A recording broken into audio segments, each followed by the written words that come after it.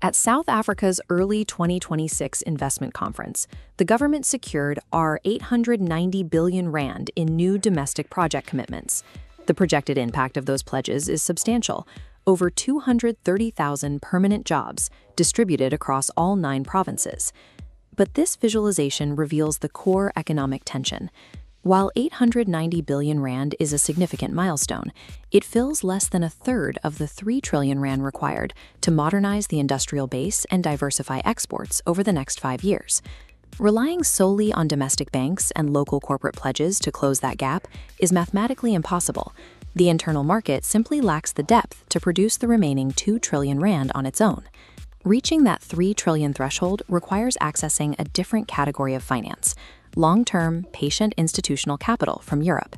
That brings us to April 16, 2026, as the president and his trade ministers touch down in Madrid. Past global investment roadshows often featured government officials trying to convince skeptical foreign markets to take a risk on their economy. This trip operates on a different logic. With domestic mobilization already established, South Africa is moving away from gathering local pledges and toward engineering highly structured bilateral capital partnerships in Europe. Spain is being positioned as the institutional gateway to reach that specific, massive pool of European financing. Between late 2025 and early 2026, South Africa checked off 3 major regulatory milestones: exiting the FATF grey list, securing an S&P sovereign credit upgrade, and being removed from the EU's high-risk list. These wins lower a country's risk premium. Each validation checkpoint dismantles the barrier keeping institutional money out. As the final barrier clears, capital flows freely. European allocators rely on these regulatory signals to approve jurisdictions for major long-term asset commitments. The South African delegation isn't traveling through Europe trying to build governance credibility from scratch. They are cashing in the credibility they have already earned. At the South Africa-Spain Business Forum in Madrid, the conversation starts with an established baseline. There are already roughly 150 Spanish companies operating in South Africa, though their investments are heavily concentrated in the automotive sector. The delegation is pushing to upgrade that profile. They are targeting new sectors that map directly onto the pledges made at their domestic conference: renewable energy corridors, critical minerals processing, and digital infrastructure expansion. This aligns with Spain's official geopolitical strategy, known as the Africa Focus 2023 plan, which explicitly designates South Africa as a regional anchor country. Holding that anchor status provides South Africa with access to Spanish bilateral capital, while simultaneously providing a path to broader EU-linked financial mechanisms, where Spain holds strategic influence. The second half of the itinerary shifts to Barcelona for formal bilateral talks and participation in the multilateral In Defense of Democracy initiative.